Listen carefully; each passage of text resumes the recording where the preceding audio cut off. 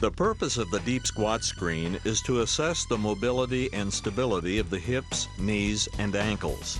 This is the only screen where you'll not be independently assessing the left and right sides of the body.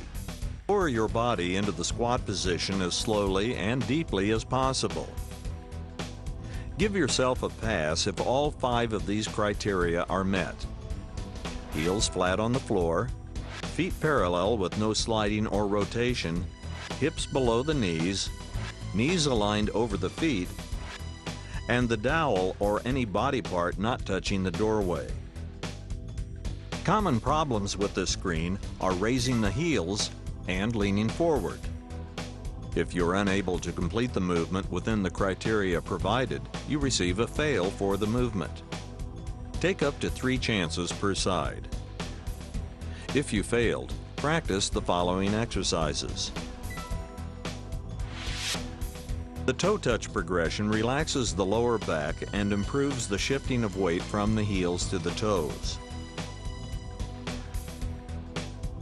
Begin with the feet side by side and the balls of the feet on a 1 to 2 inch platform, such as a board or free weight plate. Insert a towel roll or foam roll between the knees without changing foot position. The towel or foam roll should be thick enough to prevent the knees from locking backward or hyperextending. This may feel awkward, but do not change the foot positioning. If the towel roll is too large, causing the foot position to be altered, unroll a layer or 2 of the towel roll before continuing. Tension may be felt in the outside of the knee and outside of the hips, as well as the back of the knee. Stretch the arms up as high as possible, with palms facing forward. Pull the abdominal muscles in deeply without changing your breathing pattern. Bend forward and touch your toes. If you're unsuccessful, squeeze the towel roll slightly to relax the muscles in the outer thigh and back. If you still can't reach the toes, bend the knees slightly for the first repetition. Return to the starting position, keeping the heels on the floor. Try to bend the knees a little less with each repetition as you attempt to touch the toes. Do 10 to 12 repetitions. For phase 2 of the toe touch, elevate the heels on a 1 to 2 inch platform. The toes should be on the floor. Insert a towel roll or foam roll between the knees without changing foot position. Repeat the toe touch movement. Bend the knees less with each repetition until they can be held in a nearly straight position.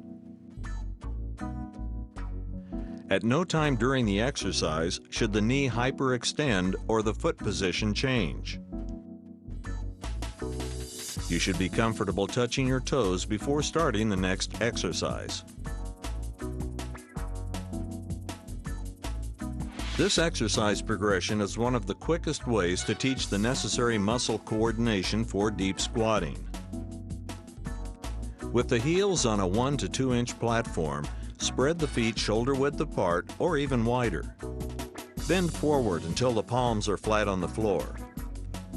If this is not possible, use a 2, 4, or 6 inch platform to help you reach this flat position. Without moving the hands or changing the foot position, slowly move into the squat position with the knees going to the outside of the elbows. If it's hard to control this foot position, spread the knees further apart or widen the feet slightly. At all times, the feet are pointed straight ahead. Once the squat position is comfortable, raise the arm as high as possible and turn the head. Keep the spine long and tall throughout the entire movement. Take 8 to 9 seconds to raise the arm, 2 to 4 seconds to hold the stretch, and 8 to 9 seconds to return to the platform. Repeat on the other side. Identify which side is tighter and work on it 3 times more than the other side. Once this movement is about equal on both sides of the body, proceed to the next phase of the exercise.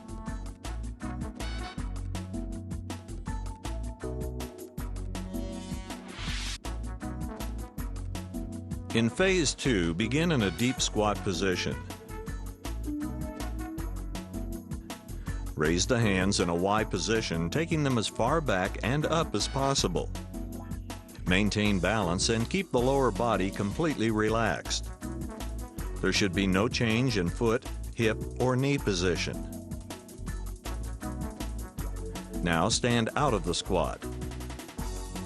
Perform 10 to 12 repetitions of this movement, gradually reducing the platforms until both heels and palms are on the floor.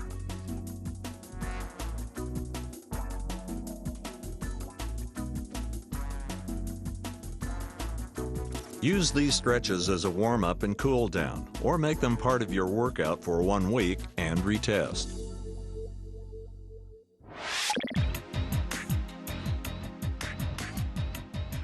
The purpose of the hurdle step screen is to assess the bilateral mobility and stability of the hips, knees, and ankles. The feet together and a dowel rod placed across the shoulders. Align the front edge of the toes directly beneath the tape. Slowly step over the tape and touch the heel to the floor without putting weight on it. After touching the floor lightly, return to the starting position. Try not to touch the tape as you move the foot over and back. Perform the hurdle step on each side and give yourself a passing grade only if all 3 criteria are met on both sides of the body. Hips, knees, and ankles aligned forward. The dowel doesn't dip to the left or right or touch the doorway, and there is little movement in the spine. If you're unable to complete the movement within the criteria provided, you receive a fail for the movement. Take up to 3 chances per side. If you failed, practice the following exercises. When performing these hurdle exercises, focus not only on the area being stretched, but also the area that is holding the body stable. Stand next to a table or a bench that is mid-thigh height. Place one foot on top of the table or bench and the other on the floor with the heel flat. Slightly bend the knee of the leg on the floor, and also bend the knee of the elevated leg as much as possible. The feet should be in line and pointing forward. Keep the spine erect and bend the knee of the lower leg, lengthening the stride between the left and right leg. Pull in the abdominal muscles and breathe normally.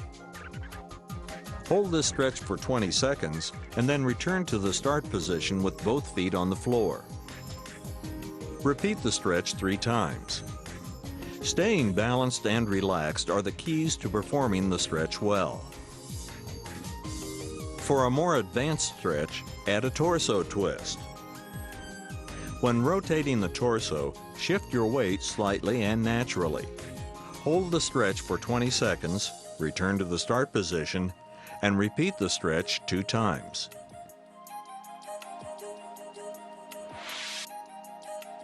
The tabletop hip stretch isolates the elevated leg. Place one leg flat on a table. To protect the elevated knee, place a towel between the lower leg and knee and the table. Keep the ankle in a neutral position or flex the foot as much as possible. If the knee doesn't lay flat comfortably, use a larger towel roll to support the leg. Adjust the position of the hip so that all the tension is in the buttocks and lower back. The thigh should be in line with the foot on the floor. Twist the torso toward the elevated hip, using the arm to hold the stretch. Hold for 20 seconds, then return to the starting position. Repeat 2 times. Begin the standing quad stretch by standing on one leg and grabbing the opposite ankle. The knee should be flexed and pointed forward. Slowly extend the hip back and hold for 30 seconds. As you extend the hip, the knee should point downward. Learn to relax the thigh during the stretch. Hold for 30 seconds and repeat with the opposite leg. In the glute stretch, stand on one leg and pull the other knee to the chest. Hug the knee with both hands and squeeze the thigh toward the chest. Hold for 30 seconds, balancing and not letting the spine bend. Perform 8 to 10 repetitions on each side. If you have a right-left imbalance, do 2 more sets of 8 to 10 repetitions on the problem side. If not, do 2 sets on each side. Using a step, low bench, or table, assume a push-up position with the arms directly under the shoulders. Keeping the spine as long and straight as possible, bring a knee as close to the chest as possible and then straighten the leg, lightly touching the toe to the floor. Now bend the knee to greater than a 90-degree angle. The spine and non-moving leg should look like a straight line. If this causes a good stretch on the thigh, it's being done correctly. To make this exercise easier, increase the bench height. To make it more difficult, reduce the bench height. You can also make this exercise more difficult by adding a third movement, extending the hip without changing the back or other leg position. To increase the level of difficulty even further, remove the step or box and assume a push-up position on the floor with the hands directly below the chest and collarbones. Follow the same movement pattern.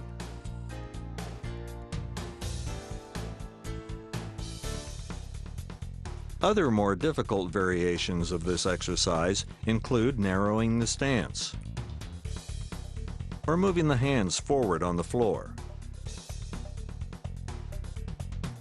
The elevated dip is the same as the mountain climber, but with the body position reversed.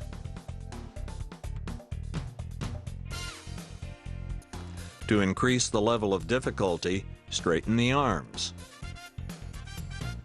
Perform the same movement pattern. Use these stretches as a warm-up and cool-down, or make them part of your workout for 1 week and retest.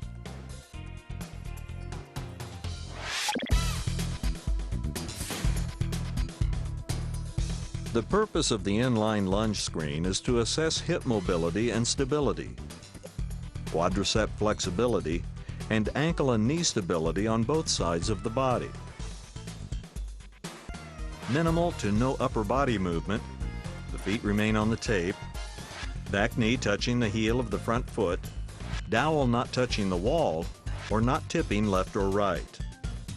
If you're unable to complete the movement within the criteria provided, you receive a fail for the movement. Take up to 3 chances per side. If you failed, practice the following exercises. Begin this exercise by getting into a half-kneeling position. Place the heel of the front foot, hold a dowel rod across the shoulders, and twist in the direction of the front leg. Keep the spine as tall as possible and do not lean. Twist only as far as possible without losing the original leg position. Relax and hold the position for at least 20 seconds. Now twist toward the down leg. This move will be easier to do, but the position will be harder to hold. Hold the position for at least 20 seconds. There are a total of 4 positions with this exercise. Rotation right with right knee down, rotation left with right knee down, rotation right with left knee down, and rotation left with left knee down. Determine which positions are difficult to do and work them inline dowel lunge. Stand with one heel touching the front end of the tape and the other foot touching the back end of the tape. Place the dowel behind the back as you see here. Lower the back knee enough to touch the tape behind the front foot. Keep the feet pointing straight throughout the movement.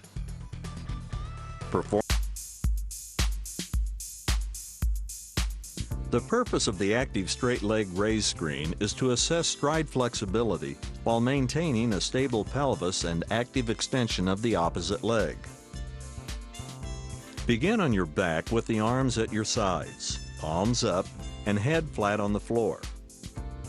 The midpoint between the hip and the top of the bend of the knee should be in line with the front of the door frame.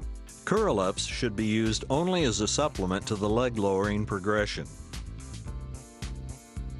Lie flat on your back with your arms over your head and toes pointed toward the ceiling. Bring the arms toward the legs, keeping the shoulder blades flat on the floor. Slowly lift the head so that the chin comes into contact with the chest. Leave the shoulders back and curl up the spine one segment at a time, hands reaching for the toes. Squeeze the knees and feet together and avoid raising the legs. If this movement is difficult, squeeze your legs together before continuing. This simple move will keep the legs out of the curl-up. Pull in the abdomen, flatten the back, and attempt the curl-up again.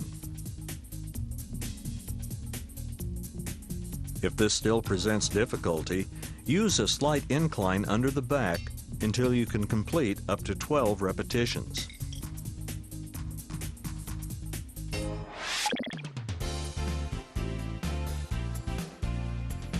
The purpose of the seated rotation screen is to assess upper trunk stability during a combined upper and lower body movement. Begin by sitting upright on the floor, back straight, with legs crossed. One foot should be on each side of the door jamb.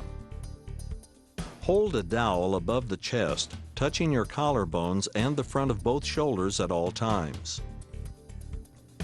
With your back straight, rotate to each side, touching the dowel to the door frame.